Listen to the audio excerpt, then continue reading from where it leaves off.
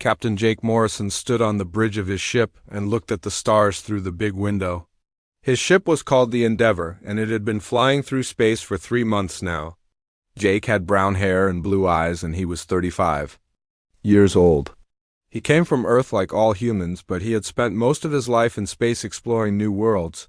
The communication system made a beeping sound, and his second officer called out to him. Lieutenant Amy Clark was a smart woman with red hair who handled all the ship messages. She looked excited as she read something on her screen. Jake walked over to see what was happening. "Captain, we got a message from something called the Galactic Council," Amy said with surprise in her voice. "They want to invite humanity to join them as members." Jake felt confused because he had never heard of this Galactic Council before. Humans had been flying through space for 200 years and had found many empty planets to live on. They had met a few alien species, but most of them seemed friendly and not very advanced. This was the first time anyone had mentioned a big group that controlled the galaxy. "What do they want us to do?" Jake asked while reading the message on Amy's screen. "They want us to send a representative to a place called Haven Prime. It's some kind of neutral station where they hold meetings," Amy replied. "The message says we should feel honored to be invited." Jake thought this was strange because the message sounded like they were doing humans a big favor. He called Earth and talked to Admiral Helen Murphy, who was in charge of human space operations. Helen was a tough woman who had gray hair and had been fighting space pirates for 20 years. She told Jake to take Ambassador Lisa Carter to this meeting and see what these aliens wanted. 3 weeks later, Jake's ship arrived at Haven Prime, which was a huge metal station floating in space. It was bigger than any human city and had ships from many different species docked around it. Lisa Carter stood next to Jake on the bridge wearing her best diplomatic clothes. She was a blonde woman in her 40s who spoke many languages and had dealt with aliens before. They took a small shuttle to the station and were met by 5 different aliens. The first one was tall and thin with blue skin and called himself High Philosopher Kethran from the Xanthari people.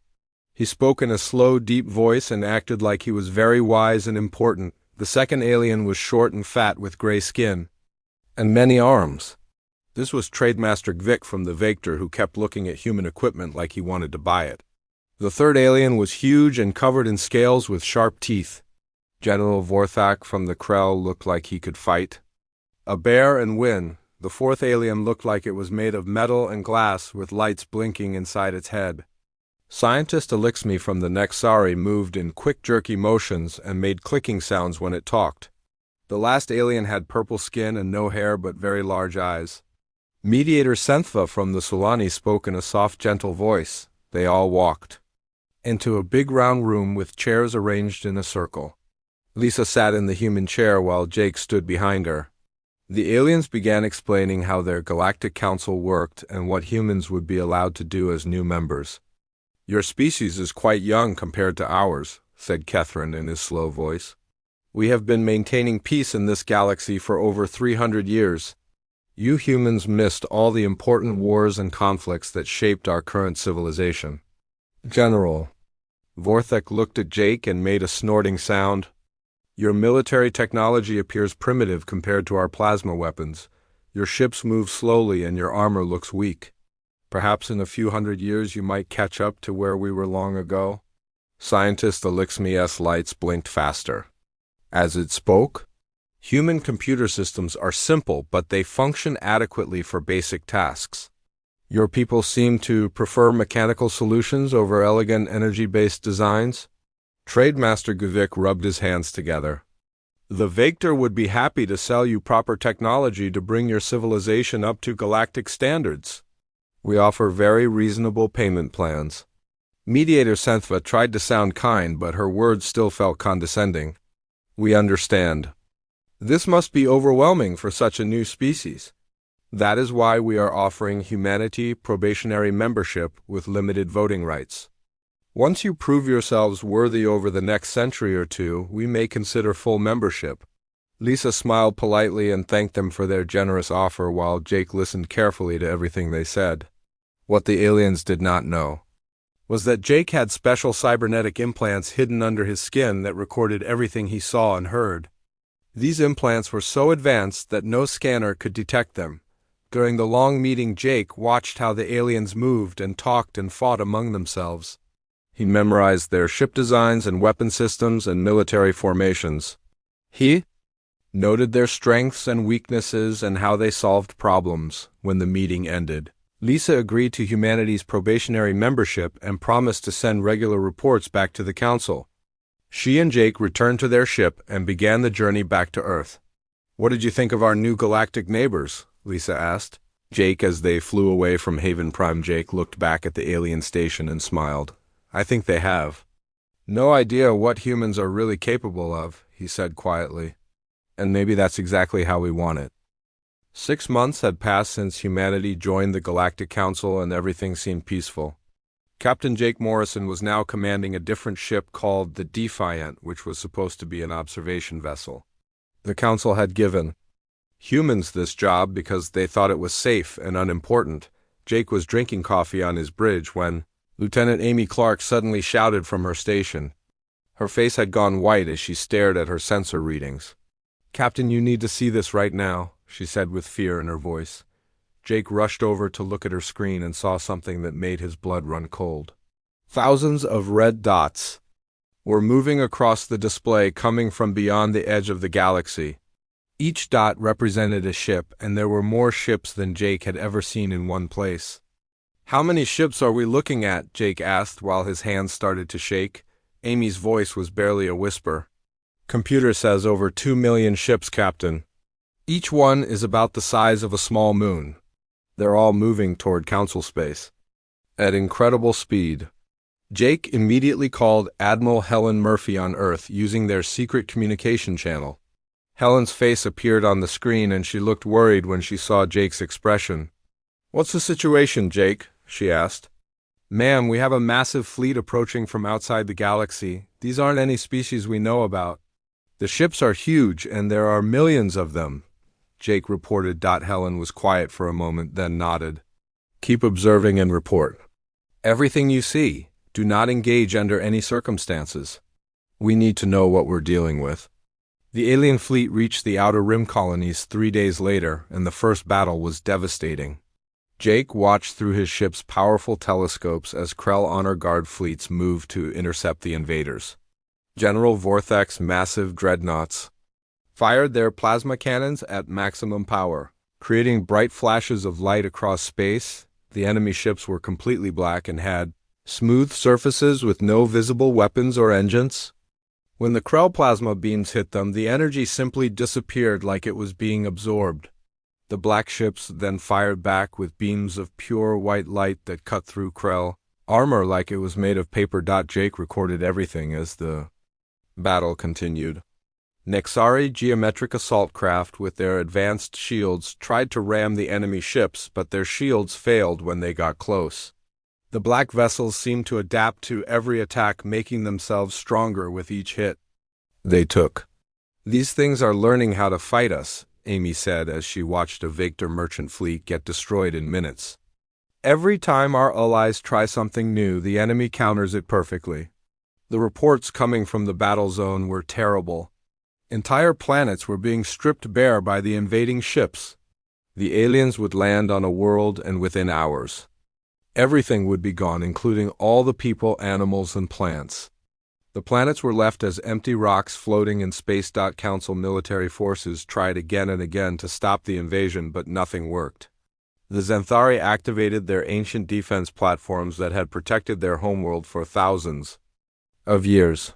The massive weapons fired energy beams that could destroy moons, but the black ships just absorbed the energy and became stronger. Jake received orders to attend an emergency council meeting on Haven Prime.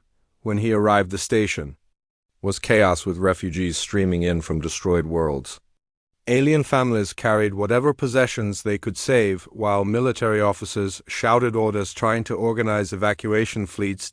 In the council chamber, the 5 species representatives were arguing loudly.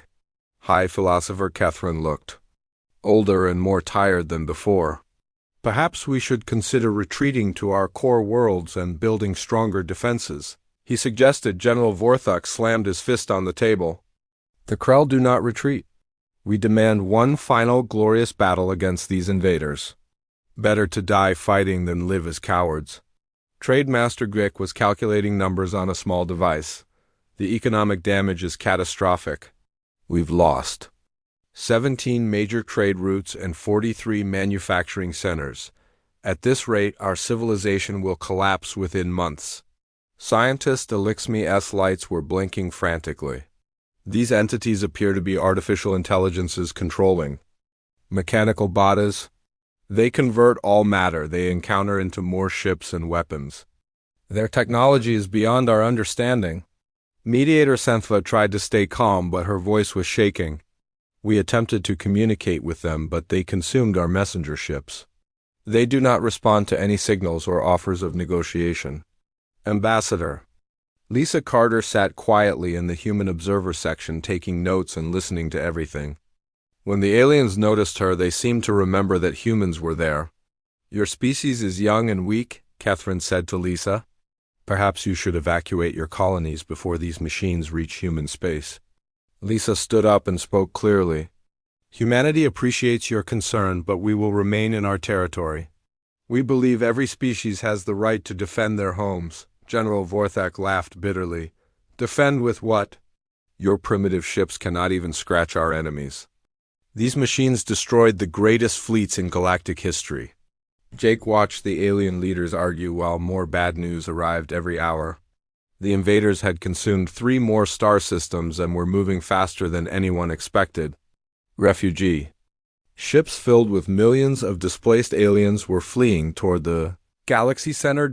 What worried Jake most was how organized the enemy was.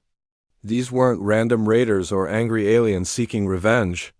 This was a coordinated military operation designed to consume everything in the galaxy. The machines worked together perfectly, like they shared the same mind. That night, Jake sent a coded message to Admiral Murphy on Earth. The situation is worse than we thought. These machines are systematic and efficient. They're not just destroying our enemies, they're learning from every battle. Council forces are completely outmatched. Murphy's reply came back quickly. Understood. Continue observing and recording everything. Do not reveal any human capabilities yet. We need more information before we act. Jake closed the communication channel and looked out at the stars. Somewhere out there, millions of machine ships were converting entire worlds into more weapons. The greatest civilizations in galactic history were being crushed like insects, but Jake knew something the aliens did not. Humanity had been preparing for this kind of threat since they first reached the stars. While other species celebrated peace, humans had been building weapons and training soldiers for wars that might never come. Now that war was here and humanity was about to show the galaxy what they were really capable of doing. While the Galactic Council species panicked and their fleets burned, Admiral Kate Sullivan sat in her command center deep inside Earth's moon. She was a tall woman with short black hair and cold gray eyes that had seen too many battles. Around her, dozens of officers worked at computer stations monitoring the invasion through secret sensors placed throughout the galaxy. Kate pressed a red button on her command chair and spoke into her microphone. This is Admiral Sullivan to all Sol Defense Force commanders. Authorization code Phoenix 77. Execute Operation Thunder. Across human space, military bases that had been hidden for decades suddenly came alive. On Mars, Colonel Ben Rodriguez walked through massive underground hangars where enormous ships had been waiting in darkness. These were not the small exploration vessels that aliens had seen, but true warships, built for destruction. Ben was a stocky man with graying hair who had spent his entire career preparing for this moment. He looked up at the Titan-class battleship Fury, which was as long as a city and bristled with weapons the galaxy had never seen. Its hull was made from materials stronger than anything the Council possessed, and it was powered by a contained black hole in its core. Wake them all up, Ben ordered his technicians. Every ship, every weapon, every system. The sleeping giant is done sleeping. Throughout the asteroid belt, automated factories began working at maximum speed. These facilities had been disguised as mining operations, but they were actually the largest military production centers ever built.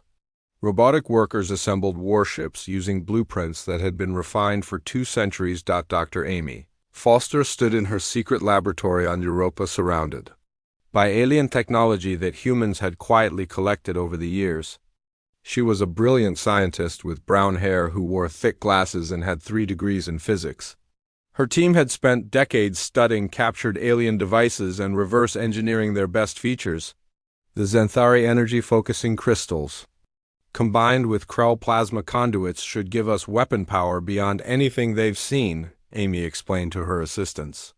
And the Nexari shield generators integrated with our kinetic barriers will make our ships nearly indestructible.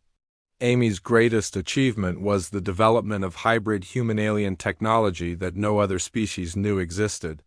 Human engineers had taken the best ideas from every alien civilization and combined them with their own innovations to create something entirely new. On the training moon of Titan, General Pete Warren watched as colonial Marines practice assault operations. These were not ordinary soldiers but enhanced warriors with cybernetic implants and powered armor.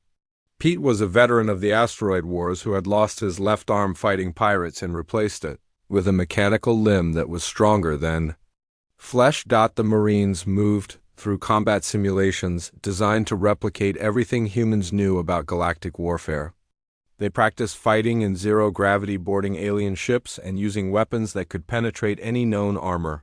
Each soldier carried enough firepower to destroy a small building. "Remember what we taught you?" Pete called out to his troops. "The aliens fight with honor and tradition, but war is not about honor. War is about winning by any means necessary."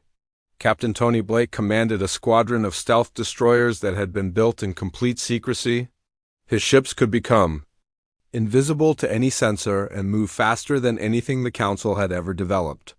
Tony was young for a ship captain, but he had proven himself in countless simulations. The human fleet was unlike anything the galaxy had seen. While alien ships relied on energy shields and plasma weapons, human vessels used kinetic projectiles and nuclear warheads. Human doctrine emphasized speed, maneuverability, and overwhelming firepower delivered with surgical precision. Commander Rachel Stone led the intelligence division that had been watching alien civilizations for decades. She was a quiet woman with blonde hair who could speak dozens of languages and had agents placed throughout Council space. Her people had mapped every alien military base and studied every alien tactical manual.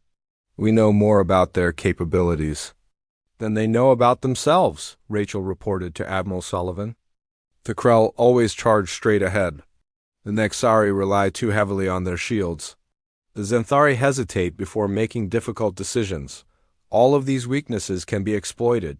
The human war machine had been designed around the principle that aliens would underestimate humanity, while other species fought wars to prove their honor or expand their territory. Humans fought wars to win completely and decisively. In hidden shipyards throughout human space, thousands of vessels prepared for combat.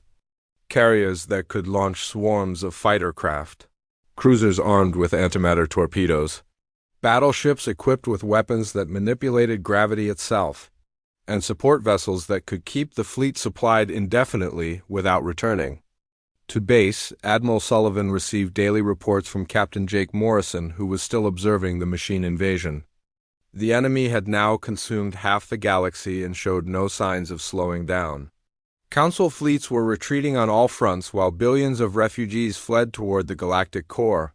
"How long until our forces are ready?" Sullivan asked her staff. Colonel Rodriguez checked his reports. "All Titan-class battleships are operational. Fighter squadrons are at full strength. Marine assault teams are ready for deployment. We can launch within 72 hours. Dr. Foster nodded from her station. "All hybrid weapon systems have been tested and deployed. Our ships now carry technology that combines the best features of every known alien civilization plus our own innovations." General Warren's voice came through the communication system. "Colonial Marines are ready for combat operations. We have enough enhanced soldiers to board and capture enemy vessels or assault fortified positions. Sullivan looked at the tactical display showing the machine advance toward human space. The aliens had dismissed humanity as irrelevant, but they were about to discover their mistake. For 200 years, humans had been preparing for galactic war while other species enjoyed peace. "All commanders, this is Admiral Sullivan," she announced to the fleet. "In 6 hours we depart for the front lines. Our mission is simple. Stop the machine invasion and protect the galaxy. Show these aliens what humans do when our survival is threatened." Across human space, 10,000 warships powered up their engines and prepared for battle. The largest military fleet in galactic history was about to reveal itself and change the course of the war forever. The machine invasion had reached the middle rim and nothing could stop it. The Nexari homeworld burned as black ships stripped away its atmosphere and converted every building into raw materials. 3 Krell fortress systems fell in a single day, their mighty defenses useless against enemies that adapted to every weapon. General Vorthik stood on the bridge of his damaged flagship, watching his proud fleet retreat in shame. Half his ships were gone and the rest were barely functioning. His scales were cracked from stress and his voice was hoarse from shouting orders that no longer mattered. "Honorable death is better than this disgrace," he growled to his surviving officers. "But we cannot even give these machines a proper fight." Hi. Philosopher Kethran had evacuated his meditation centers and was fleeing with millions of his people toward the galactic core. The ancient Zenthari had seen many wars, but nothing like this systematic destruction of everything they had built. Over thousands of years, Trademaster Gvik calculated the economic losses and nearly fainted. The Vector trading empire that had taken centuries to establish was being consumed in weeks. Every trade route, every factory, every marketplace was gone or would be gone soon. At the Kepler defense line, the last organized resistance prepared for what everyone knew would be their final battle. Remnants of council fleets gathered around a series of fortress stations, trying to buy time for civilian evacuations. Admiral Ryan Cooper had been promoted to command this desperate defense because no one else wanted the job. Ryan was a calm man with brown hair who had commanded escort vessels before the war started. Now he found himself leading the combined navies of 5 different species in what looked like a hopeless fight. The machine fleet approaching his position contained over 1,000,000 ships. "All vessels prepare for combat," Ryan announced to his mixed fleet of alien survivors. "We hold this line no matter what happens." That was when the sensors detected something new. A massive fleet signature was approaching from human space, moving faster than any council ship could travel. At first, Ryan thought his equipment was malfunctioning because the reading showed over 10,000 vessels. "Sir, we're receiving a communication from the approaching fleet," reported his communication officer. They identify themselves as the Human Soul Defense Force, requesting permission to join the battle. Ryan stared at his screens in disbelief. Humans were supposed to have a few small exploration ships, not a fleet that rivaled all council navies. Combined, when the human ships came into visual range, he understood that everything the council knew about humanity was wrong. The human vessels were enormous and moved with precision that seemed impossible. Their hulls were black metal covered in weapons that Ryan did not recognize. They flew in perfect formations using thruster systems that allowed incredible maneuverability despite their massive size. Admiral Kate Sullivan's face appeared on Ryan's communication screen. She was a stern woman wearing a military uniform that looked more advanced than anything Ryan had seen. Behind her, the bridge of her flagship buzzed with activity from dozens of human officers. "Admiral Cooper, this is Admiral Sullivan, commanding the Human First Fleet," she said in a professional tone. "We're here to assist in defending this position against the machine invasion." Ryan tried to hide his shock. "Admiral Sullivan, we appreciate any help you can provide, but I should warn you these enemies are unlike anything we've faced before. They adapt to our weapons and absorb our energy attacks." Kate smiled coldly. "We've been watching their tactics, Admiral. Our weapons work differently than yours. Human ships don't rely on energy beams or plasma cannons."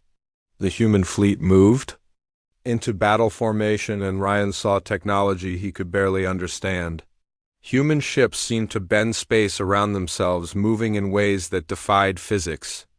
Their coordination was perfect, like they shared a single mind. Captain Tony Blake commanded a squadron of human destroyers that moved faster than Nexari fighters.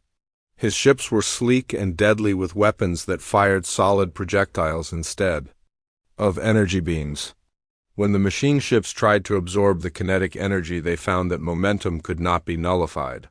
"Target the lead machine vessel and fire kinetic penetrators," Tony ordered his gunners. Solid metal rods, accelerated to incredible speeds, punched through machine hulls that had withstood every Council weapon. The projectiles carried nuclear warheads that detonated inside, enemy ships destroying them from within. Commander Rachel Stone's stealth frigates were completely invisible to machine sensors. Her ships moved through enemy formations like ghosts, planting antimatter charges directly onto machine hulls. When the charges detonated, the explosions tore holes in space itself. "How are they doing this?" General Vorthok asked in amazement as he watched human ships systematically destroy machines that had seemed invincible. "Their technology appears more advanced than ours." Dr. Elixmi from the Nexari studied the human attack patterns with electronic sensors. These humans are using hybrid technology, combining elements from multiple species with their own innovations. Their weapon systems are completely unknown to our databases. The battle turned as human tactics proved effective against machine adaptation. While the machines could absorb energy and adapt to known weapons, they could not counter pure kinetic force or weapons that manipulated fundamental physics. Human ships demonstrated capabilities that shocked the alien observers. They could operate independently for extended periods using mobile supply vessels and automated repair systems. Unlike Council forces that needed constant support from rear bases, human fleets were completely self-sufficient. Colonel Ben Rodriguez commanded heavy battleships that carried weapons designed to fight enemies with unknown capabilities. His Titan-class vessels fired gravity bombs that created localized black holes, consuming everything within their event horizons. The machines found they could not adapt to weapons that warped space-time itself. "This is how humans fight wars," Ben announced to his crew as another machine ship vanished into artificial singularity. "We don't rely on tradition or honor, we use whatever works." The human Marines, led by General Pete Warren, began boarding operations against damaged machine vessels. These enhanced soldiers wore powered armor and carried weapons that could cut through any known material. They moved through machine ships like death itself, collecting intelligence and planting explosives. "Secure the data cores and plant the charges," Pete ordered his troops over the communication system. "We need to learn how these things think so we can kill them more efficiently." As the battle continued, Admiral Sullivan coordinated her forces with precision that impressed even veteran Council commanders. Human ships covered each other perfectly, using formations that maximized their firepower while minimizing their exposure to enemy attacks. The tide of war was turning, but the machines were learning from each engagement. They began producing new ship designs specifically to counter human weapons, forcing constant adaptation from both sides. "They're getting smarter," Captain Jake Morrison observed from his monitoring position. "But so are we." Admiral Ryan Cooper watched in awe as humanity revealed itself to be the most advanced military power in the galaxy. Everything the Council had believed about humans was completely wrong. They had not arrived late to galactic civilization. They had been preparing for this moment since they first reached the stars. The victory at Kepler Defense Line gave the Council hope for the first time since the machine invasion began. Admiral Ryan Cooper found himself commanding mixed fleets of human and alien ships as they launched counterattacks to reclaim lost territory. The humans had proven their weapons could destroy the seemingly invincible machines, and now everyone wanted to fight alongside them. Admiral Kate Sullivan stood in her command center aboard the flagship Retribution, planning the next phase of operations. Her tactical display showed dozens of star systems that needed to be liberated from machine control.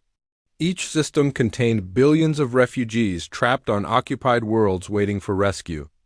We'll hit them hard and fast before they can adapt to our tactics, Kate explained to her assembled commanders. Human ships will spearhead every assault while Council forces provide support and cover our flanks.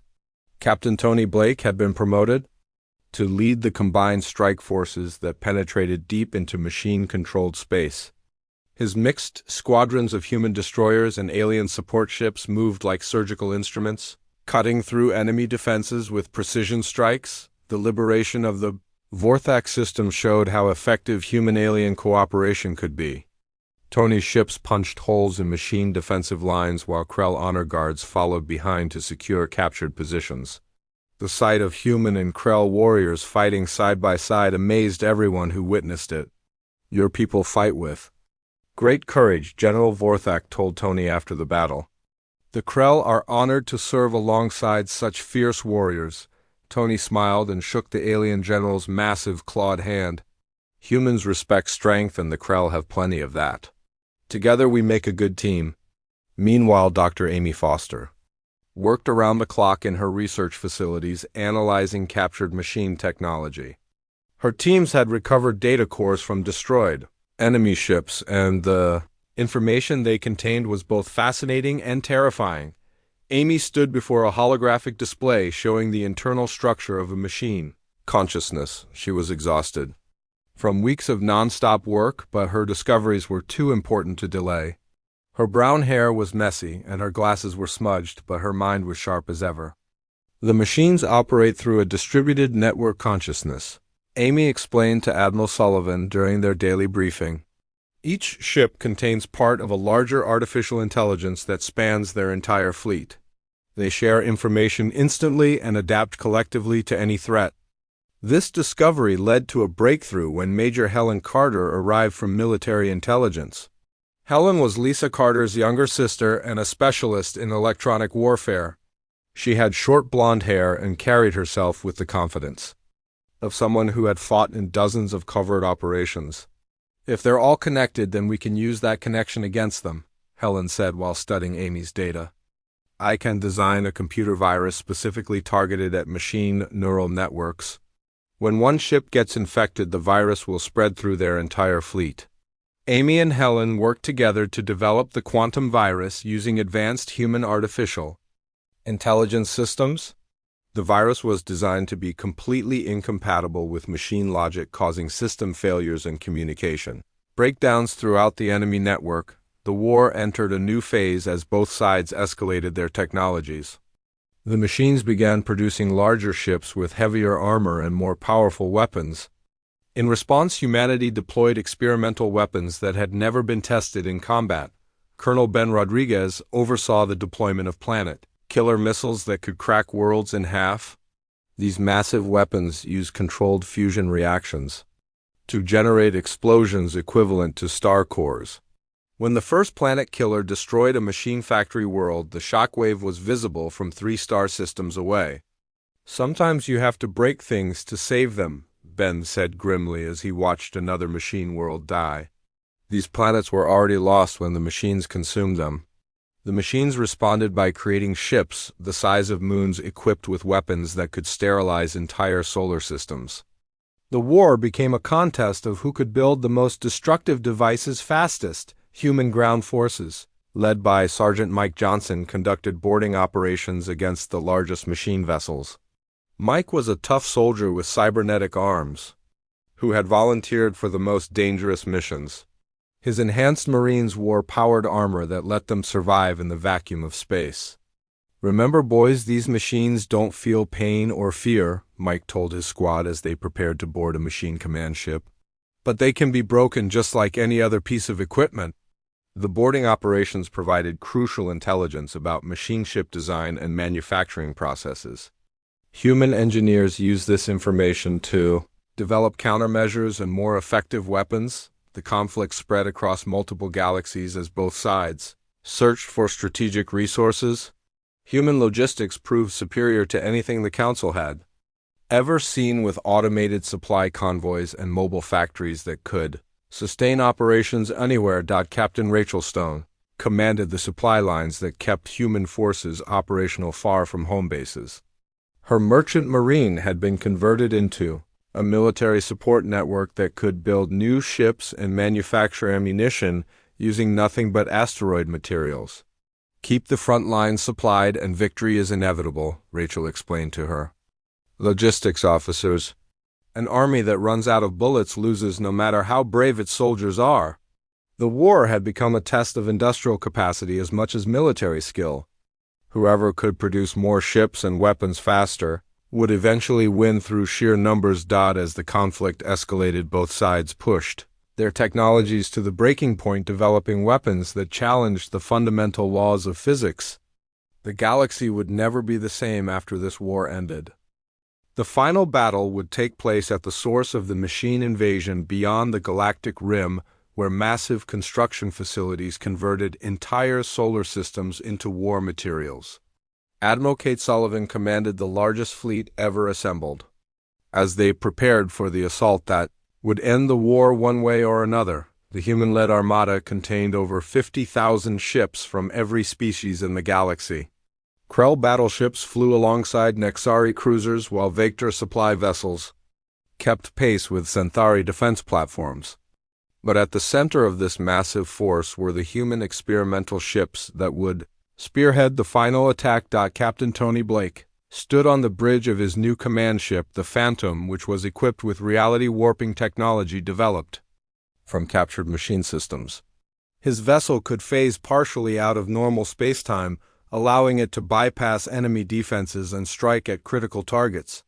All ships prepare for hyperspace jump to the target coordinates, Tony announced to his mixed fleet. Remember, this is our only chance to end this war. We either destroy their main base or lose everything we fought for. The journey to the machine staging area took 3 days through hyperspace. When the fleet emerged, they found themselves facing the most terrifying sight any of them had ever seen.